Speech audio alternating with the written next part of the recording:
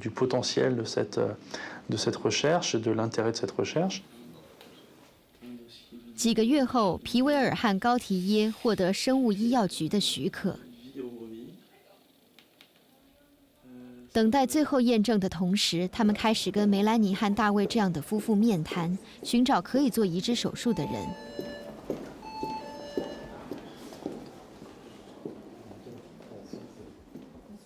J'ai pas arrêté d'imaginer que c'est toute la nuit ou dans la matinée, c'est le scénario, tu t'imagines ça, mais t'as une date précise en fin d'année, tac. Ouais, ça serait pas mal quand même. Ça serait génial, ça serait le rêve.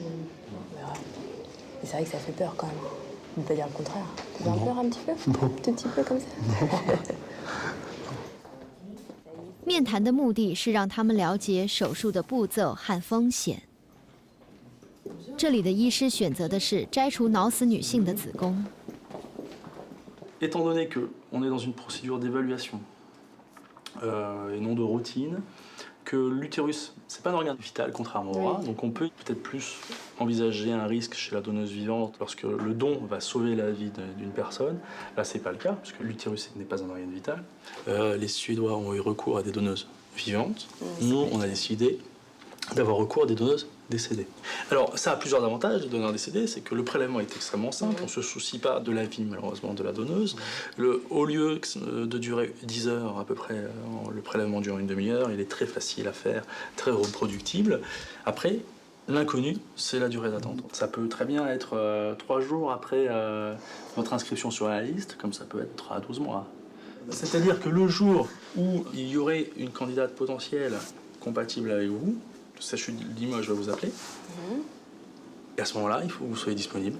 Il faut venir sur Limoges assez rapidement, parce que là, vous allez entrer dans la procédure de greffe. C'est-à-dire que vous venez, vous êtes à jeun, vous voyez l'anesthésiste, on va vous préparer pour l'intervention. Nous, on va apporter l'utérus et sa vascularisation, et on va le transplanter, c'est-à-dire le suturer à votre vagin et suturer les vaisseaux de l'utérus à vos vaisseaux. Alors, ça reste une chirurgie, il peut y avoir des complications hémorragiques, il peut y avoir des risques infectieux après. Le risque de vous expliquer un risque de décès aussi, mais comme dans toute intervention. Alors, le risque de décès après greffe rénale, le risque de décès après greffe rénale, il est de moins d'1%. Ouais. Et au niveau de la greffe d'utérus, du coup. Actuellement, il est de 0, mais c'est sur 11 patients. Mais sur, voilà, nous, on se réfère à ce qu'on connaît, et ce qui est le plus fréquent, c'est la greffe rénale, si vous voulez. Voilà. On va vous donner un traitement anti-rejet, et on veut absolument vous avoir à la disposition pendant 3 mois. C'est-à-dire on veut que vous soyez vraiment à proximité de Limoges. Et on sait que les 3 premiers mois, si vous voulez, sont vraiment la période la plus, correspondent à la période la plus aiguë et la plus à risque de complications. Et lorsqu'on considère que la greffe s'est bien déroulée, que le greffon est stable, on envisage les tentatives de grossesse. Et donc là, on va vous transférer un embryon. En cas de succès, tant mieux. Par contre, s'il n'y a pas de grossesse, on refera une tentative tous les mois jusqu'à l'obtention de grossesse. Donc ça, je vous ai proposé, voilà, je vous ai parlé du protocole de A à Z, mais en fait, comme si tout se passait bien. Ça fait du bien de l'entendre quand même. Et je vais vous dire qu'à chaque étape, il peut y avoir des soucis. Et ça, il faut bien comprendre.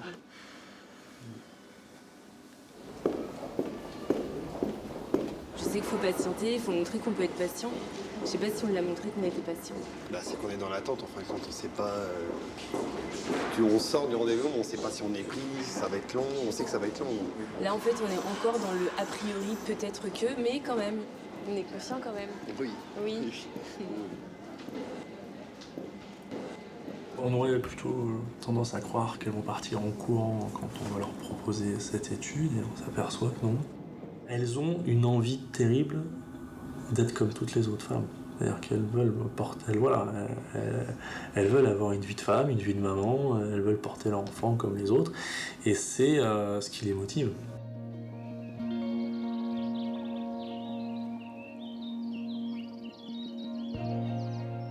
在法国等着移植子宫的不只是罗基坦组织的女人，还有因为炎症或意外失去子宫的女人。艾蜜莉怀孕6个月的时候突然破水，造成了并发症。她昏迷了3个月，醒来后发现女儿和子宫都没有了。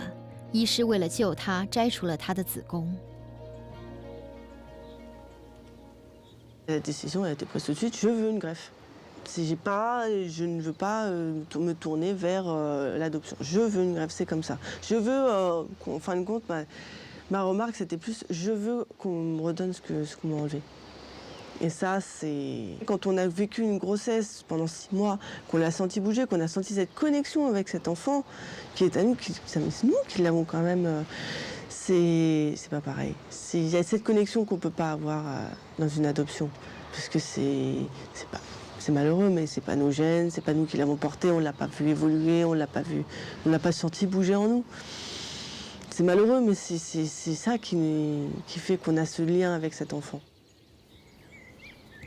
艾米丽的母亲也支持她接受移植，但是还有一个选择，可以找代理孕母，但这在法国是被严令禁止的。 J'espère pour elle, honnêtement, que ça fonctionnera. Je l'espère, de tout mon cœur.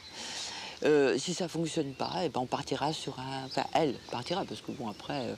mais j'espère qu'ils partiront sur une adoption. Peut-être une GPA, hein. Pourquoi pas? Après, elle peut vivre sans enfant aussi. Moi, j'ai des personnes autour de moi qui n'ont pas d'enfants, qui n'ont pas pu en avoir, et puis qui font une vie sans enfants. Parce qu'ils n'ont pas le choix, et qu'il y a 20 ans, il y a 50 ans, il y a 100 ans, les personnes qui ne pouvaient pas avoir d'enfants, malheureusement, ont fait une vie sans enfants. Mais je pense, je dis, de toute façon, ces greffes finiront par se faire, de toute façon. Hein, dans les 2-3 ans à venir, on ne va pas être les seuls à pas en faire. Ouais, non, mais de toute façon, en plus, je suis jeune. Donc ça va, c'est pas comme si j'avais que 30 ans cette année. Et moi, ce qui m'a beaucoup surprise, et je pense que ça a surpris énormément de monde, c'est les femmes élevées. C'est-à-dire qu'en fin de compte, la dame, la mère en Suède qui a donné son utérus à sa fille, elle était ménopausée, parce qu'elle avait quand même un certain âge. C'est comme si je te donnais mon utérus. En gros, c'est ça. Et ma mère partie. Qui, je te rappelle, est à ta disposition. Oui, comme 2 autres. Comme celle de tes tantes. Hein. C'est ça. Et en fin de compte, elles sont tout de suite... Ah ouais. Donc comme quoi, c'est vraiment une question d'hormones. Hein. C'est vraiment très hormonal. Et comme quoi, l'utérus, on en revient toujours à la même chose, l'utérus, c'est vraiment qu'une poche. C'est une petite usine de fabrication.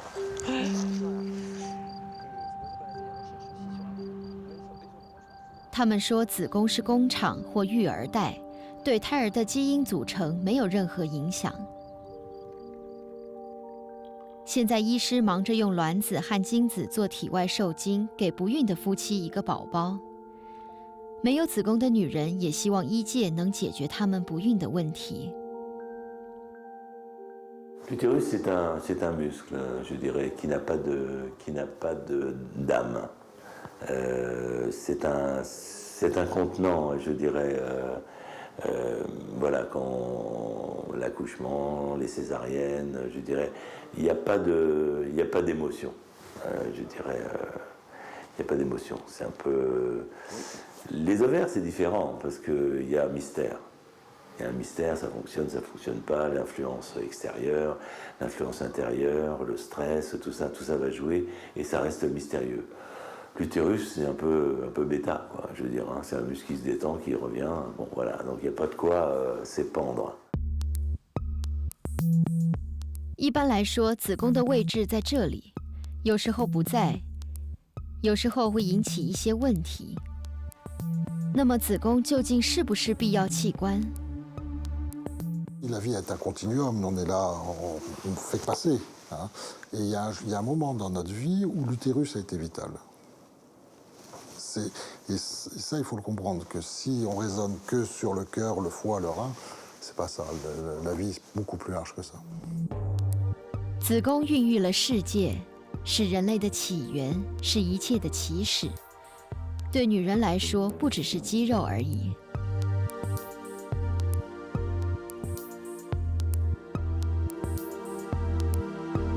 Je crois qu'on est une femme sans utérus, puisque l'utérus, ça sert à porter les enfants.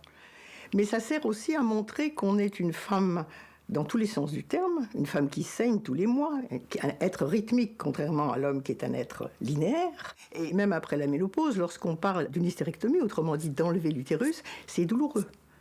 J'entends douloureux moralement. Alors même qu'elle ne souhaite pas d'enfant. Et en effet, je crois que l'utérus a une aura particulière. Et pourquoi pas? Finalement, c'est un organe extraordinaire. et dont on a du mal à se passer. 少了子宫，就像一场噩梦。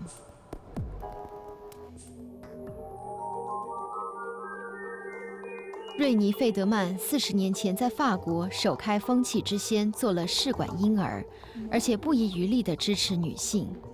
现在在巴黎附近的佛许医院担任子宫移植计划的负责人。C'est quand même intéressant, à un moment où s'est développée, je dirais, la gestation pour autrui, qui est une alternative que personnellement je ne suis pas, parce que je trouve que c'est une exploitation de la femme pour des objectifs certes louables, mais qui, je dirais, l'amène à une certaine forme d'aliénation, de financement de son corps, de location de son corps. Donc c'est vrai que cette explosion de la gestation pour autrui trouve une réponse, en tous les cas théorique, dans la greffe d'utérus, que je trouve plus dans le cadre d'une réponse médicale. 在佛许医院，尚马可·阿尤比医师是手术小组负责人。他已经见过第一批有可能的受赠者。Une patiente sur deux qui vient consulter pour demander une greffe utérine vient accompagnée de sa maman en disant mais j'ai ma mère qui est prête à me donner son utérus. Et c'est frappant. 患者多半要求跟瑞典一样，让母亲、朋友、姐妹或婆婆捐赠子宫。佛许医院支持这个选项，但前提是要做严格的心理监控。Dans quelle mesure la mère est en capacité d'oser exprimer un refus, même si elle le pense, ou la sœur aînée, par exemple, pourrait-il y avoir des pressions familiales? Comment tu donnes pas à ta fille, mais comment elle pourrait être mère grâce à toi et toi tu ne le fais pas? Double mauvaise mère, elle met au monde une fille sans utérus et en plus elle ne donnerait pas son utérus. Donc je pense que on rentre dans des complications relationnelles extrêmement importantes entre mère et fille. De quel œil va voir la grand-mère, maternelle ou paternelle, cet enfant né grâce à son utérus? Quelle attente va-t-elle avoir à l'égard de cet enfant qui sera né non seulement grâce à sa fille ou sa belle-fille, mais grâce à elle? Dans quelle mesure elle ne voudra pas un peu s'accaparer de cette maternité pour elle-même? C'est compliqué, il faut que dans la tête des enfants ce soit clair. 佛许医院认为，未来手术要移植的子宫有3个来源：一是跟利摩日一样的死亡捐赠者，再来是像瑞典一样的家族成员，第3个来源就比较特别了。La population transsexuelle est une population qui est prise en charge à l'hôpital Foch depuis plus de 20 ans, que ce soit des hommes qui souhaitent devenir femmes ou des femmes qui souhaitent devenir hommes. Ces femmes qui souhaitent devenir hommes ont un regard assez dur et critique sur leur féminité et sur les organes sexuels en particulier, que ce soit l'utérus, les ovaires ou les trompes, puisque l'utérus est à leurs yeux responsable de leurs règles et donc de leur assignation du côté du féminin. Au demeurant, nous avons cherché à savoir si ces femmes qui veulent devenir hommes seraient susceptibles de bien vouloir donner leur utérus après l'hystérectomie, puisqu'elle fait partie du processus de changement de sexe en France. Et on a eu la très bonne surprise de se rendre compte, nous l'avons mesuré, 86% de ces female to male seraient d'accord pour donner leur utérus à une femme qui est née sans utérus. 几个月内，佛许医院就会开始进行子宫移植手术。子宫的来源要看患者的情况。变性者捐赠子宫的做法应该会得到变性族群的支持。这个族群一直以来都站在人工生殖的第一线，因为人工生殖可以协助他们成立一种很特别的家庭。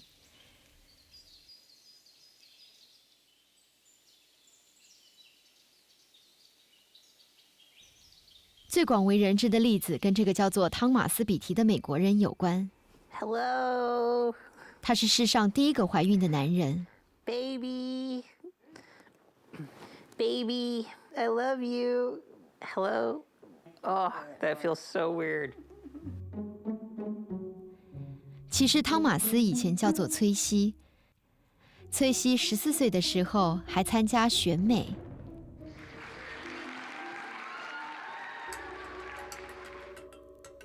24岁的时候，他爱上了南希，南希很支持他变性的决定。切除乳房和注射睾固酮之后，崔西正式成为汤马斯。他们正打算生儿育女时，南希被迫做了子宫切除术，不能再生育。他们在网上买了精子，自己做人工受精。Okay, this is half a person. 怀孕的人是汤马斯，因为他还保留了卵巢跟子宫。停止服用男性荷尔蒙后，她马上就有了怀孕的感觉。I used my female reproductive organs to become a father. 接下来是关键时刻，汤马斯决定用传统的方式分娩，没有打无痛分娩针。现在